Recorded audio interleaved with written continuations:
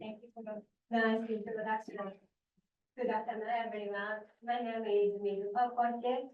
I'm from Hiroshima University, and my main affiliation is the so-called original Department of Arts and Planetary Science, Physical Science, which studies both inside of us and outside of us.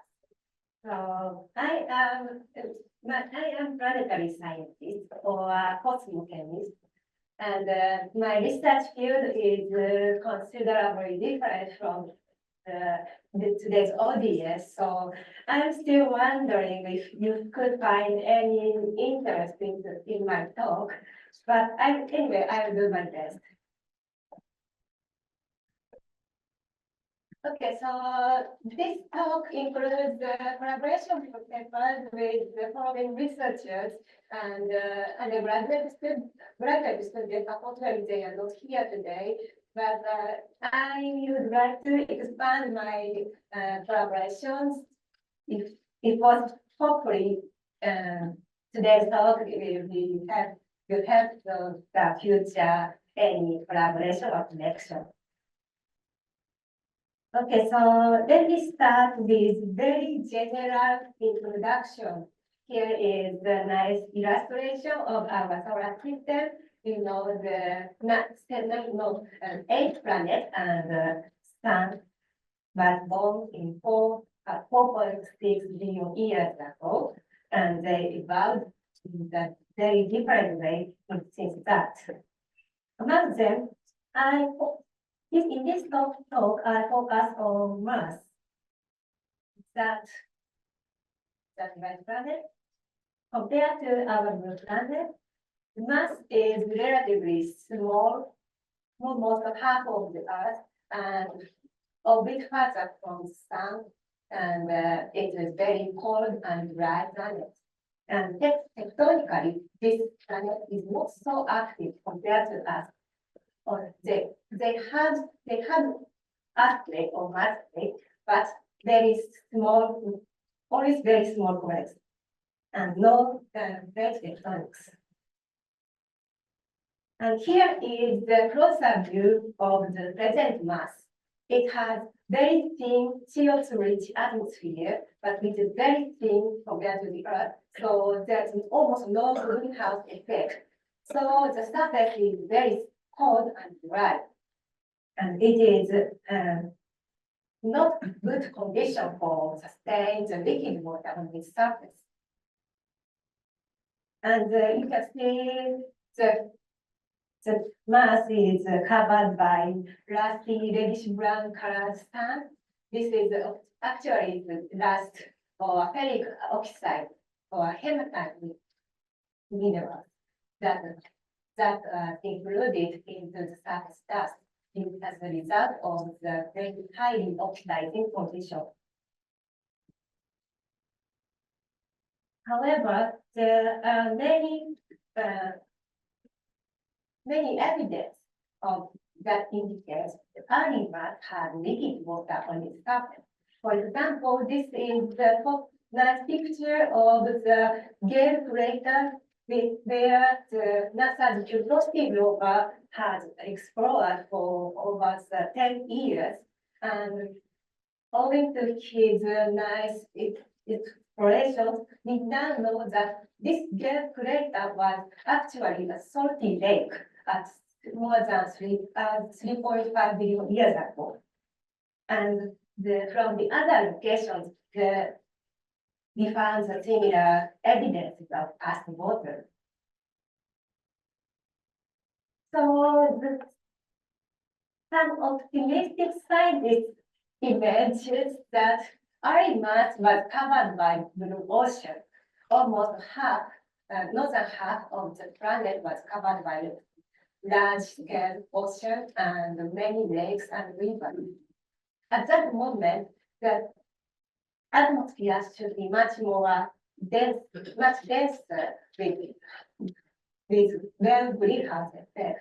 So the surface conditions should have been warmer and wet and less oxidizing conditions. this image is very similar to the early prebiotic period of Earth. So here we have the basic questions such as when and how much water did Mars have? And was the early Mars bed of environment is suitable for emergence or survival of Martian life? To answer those questions, we focus on logs from Mars that have records of the past environment.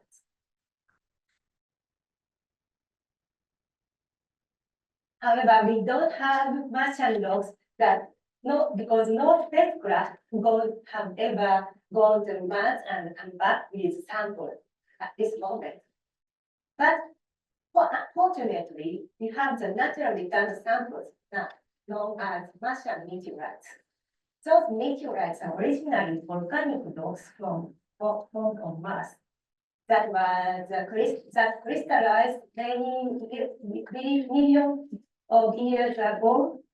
Sorry, this is not million years ago. And later, which they were ejected from Mars by another geological impact. And after the long journey, some of those ejected rocks arrived at Earth and known as Martian meteorites. Today, more than 300 meteorites are known as Martian origin.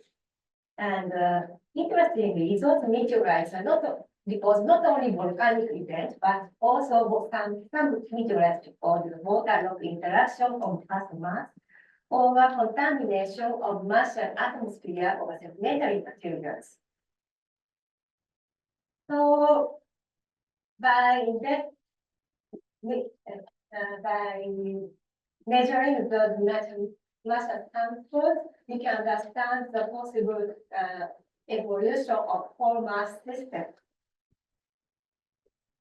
And there is another interesting point for the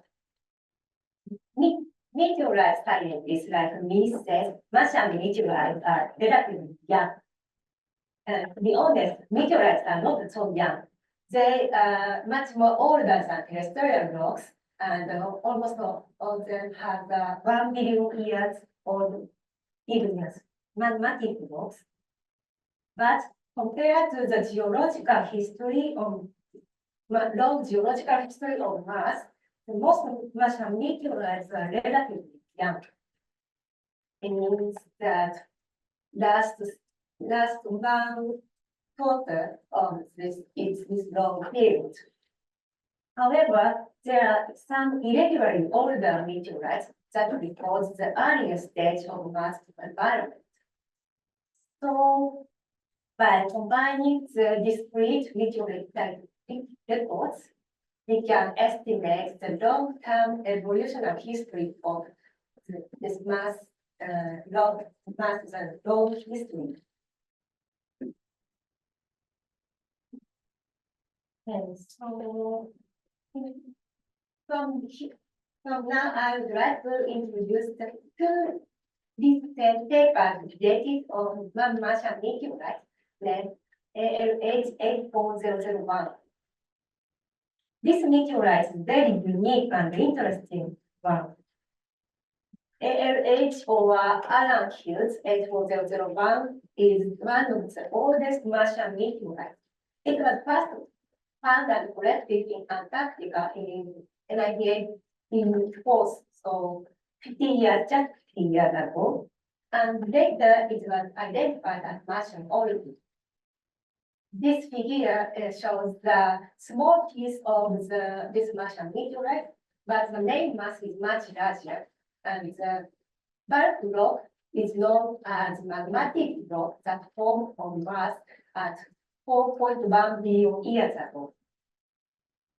But interestingly, this meteorite contained orange-colored carbonate globules that was secondary product. The previous study revealed that those carbonates are precipitated from the Martian water rock interaction at about 3.9 billion years ago. So this is a very important record of past fluid chemistry of early mass. And in our study, we focus on the volatile chemistry, especially sulfur and nitrogen, because sulfur is very sensitive to redox condition of the fluid. And nitrogen is known as the essential element, one of the essential elements for terrestrial life, so it's closely related to the potential habitability of planet. So let me briefly explain about the techniques. When an element is irradiated by X-ray, it absorbs the X-ray and the certain possibility according to the incident energy.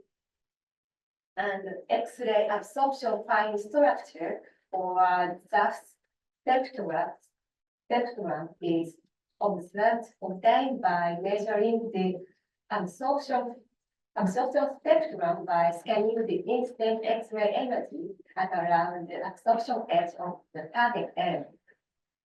Especially at the close region of the absorption edge, we call X-ray absorption near edge structure or ZENS that reflects electronic structure such as balance or chemical species of the target element. So to review the volatile chemistry, the two papers our paper studied the sulfur and nitrogen dense spectrum of Martian meteorites. Here is the brief protocol of the analysis. Both dust measurements were conducted at the spring egg synchrotron. Here is the protocol for sulfur dust measurement. For the sulfur dust, the single thin section sample was briefly observed and then analyzed at the spring egg. On the other hand, for nitrogen, we use the other log samples because the analysis of nitrogen or carbon or hydrogen, the contamination of terrestrial organic matter is severe. So to avoid such terrestrial contamination, we use the fresh rock and pick up the carbonate inside of the rocks and analyze it in the same beam line of spring egg. Here I skip the detailed condition of the measurement and just show the result. Here the result of sulfur the spectra of the difference material. You can see the absorption peak here at around 2,480 electron volts that correspond to the hexavalent sulfur or sulfate ion. And sulfide tetravalent sulfur has a steep absorption at the lower energy side. And natural sulfur and sulfide also have the intrinsic absorption at the lower energy side. And here is the result of the carbonate from Martian meteorite. We measured the many locations in one samples, and here is the result. Here is the spectral result. All have the steep absorption that indicate the presence of sulfate ions. This feature means that the carbonate in Martian meteorite have the carbonate associated sulfate or CAS. That where the sulfate ion replace the mineral structure of carbon. Also, there are minor contribution of the sulfide and sulfide ions.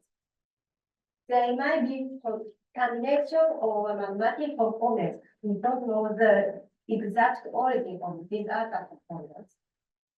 But the presence of sulfate or gas indicates that early fluid that formed the carbonate might be moderately oxidizing and slightly alkaline pH.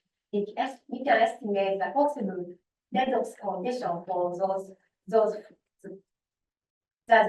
gas forming conditions. By changing the other conditions, all results show that in 4 billion years ago, the mass of fluid should be moderately oxidizing and neutral pH or slightly alkaline pH.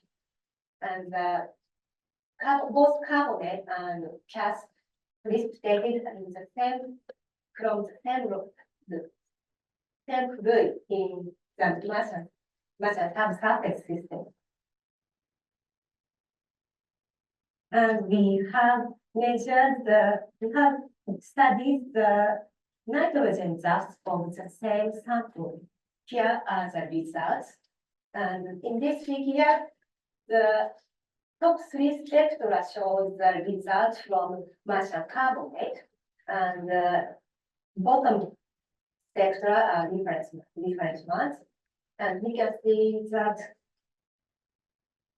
organic nitrogen had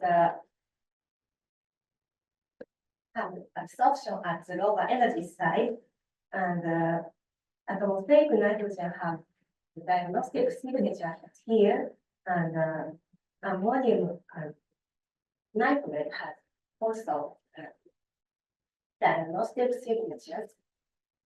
By comparing the different spectra and the carbonate results, we can say that carbonate has organic nitrogen. And although we cannot specify the more exact species, however, those organic nitrogen should include the various functional groups, and they should be preserved in mass in those carbonates.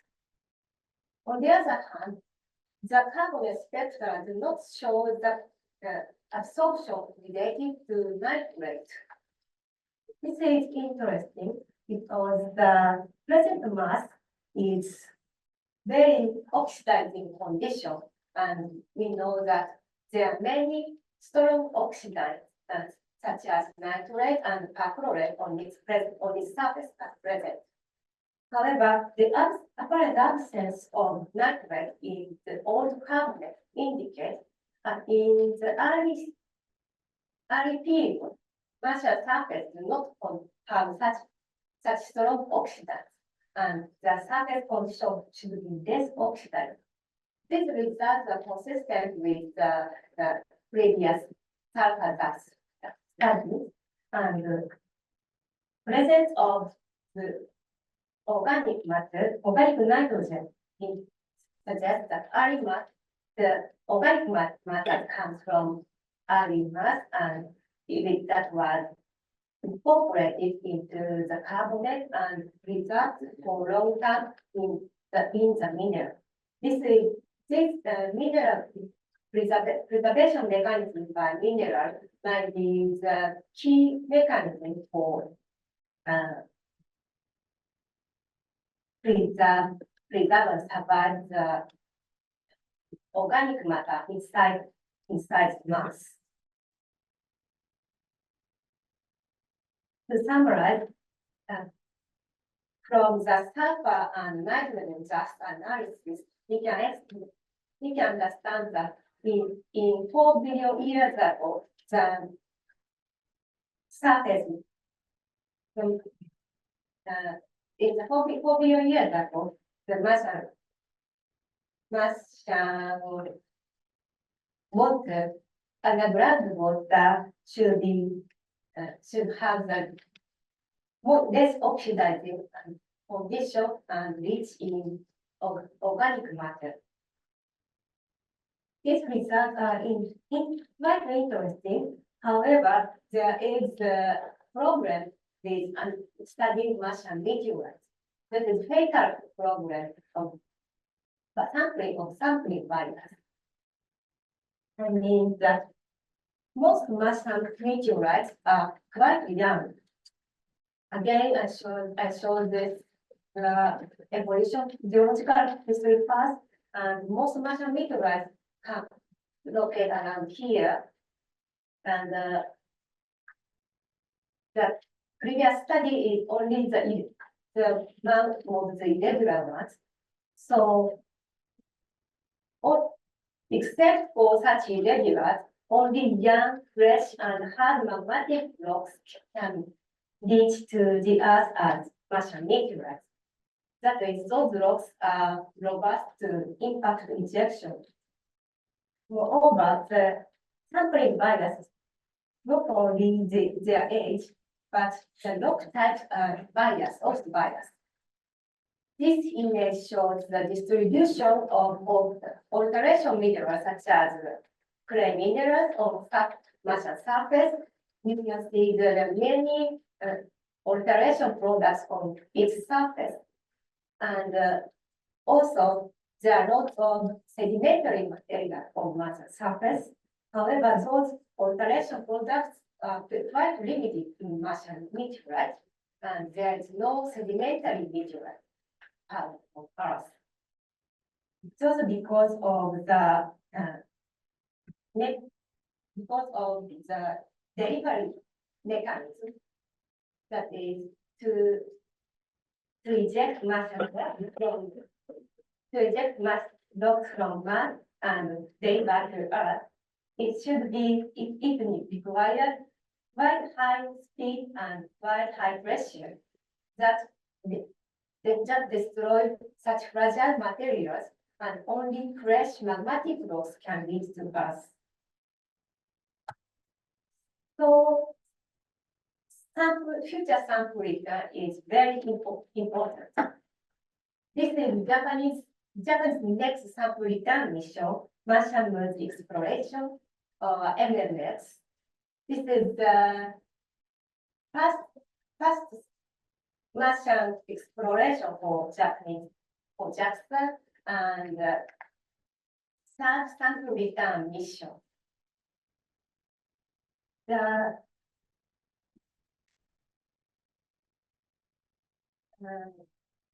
This mission is scheduled to launch in 2026 and go to the Mars system and observe Martian moons named Phobos and Deimos for several years and collect and land on Phobos and collect these samples to come back to the Earth.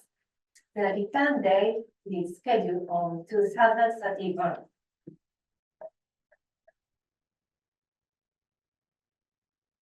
Yeah, Mars also have 2 moons, but this is quite different from Earth's moon. The Martian moons, Phobos and Deimos, are both very small and have low density and irregular shapes. They are so very tiny moons, but scientifically important, because we don't know the origin of those moons. At this moment, there are 2 possible hypotheses for the origin of Martian moons proposed. The first one is captured asteroid origin. That is, the Martian moon was original asteroid that go across the Mars orbit and captured by gravity of Mars, and eventually orbit around Mars. This idea is supported from the reflectance spectra of Martian moons. That is, Martian moon had completely different reflectance spectra than that from Mars. But Phobos spectra is very similar to some asteroids. On the other hand, there are other hypotheses called giant impact origin. That is, Martian moons was impact debris of that in early days, large impact that hit land on Mars, and the large debris ejected from Mars, and some of them became the present Martian moon. Those ideas is supported by the orbital dynamics. That is, Phobos and Danaus orbit in almost the same plane with almost circular orbit. It is very difficult to make by captured asteroid case. So both ideas have the both advantage and disadvantage. The scientific goal of MNX is first scientific goal of MNX is to identify the origin of the Martian moons. And it has a second, it also has a second goal, that is to understand the evolution history of the Mars system, not only Phobos or Danaus, but whole Mars system. It means that there is another important point of Phobos. Phobos orbits around Mars, but the orbit is very close to Mars. So that is, if some meteorites hit Mars and the surface material are ejected, that particles stay sometime around Mars, and Phobos go through those ejected particles and accumulate such impact ejector on its surface. And some calculation estimate that up to more than 300 ppm of Phobos surface material originally came from Mars surface. This Mars ejector is completely different from Martian meteorite, because to eject Mars material from the gravitational system of Mars, we need the fast space velocity that requires high pressure and high temperature event. And all Martian meteorites experienced high pressure event before ejection. However, those ejectors of Phobos do not experience such high pressure events, and as a result, they can survive, or even the fragile older materials can survive. Again, this is the age distribution of non-Martian meteorites, but the ejector of Phobos should cover the long continuous system of the Mars history. So here is the mission profile. It will launch in October in 2026 and arrive the next year, and leave from Mars in 2030, and next year they will be done. Okay. And here is the observational instrument of the spacecraft. It also has sampling system, and as a result, it has both Phobos materials and Martian material back to the Earth by 2035. So we can analyze those materials by using the present technique, analytical technique, and to understand both Phobos evolution history and Martian evolution history. Okay. That is all. Thank you for listening.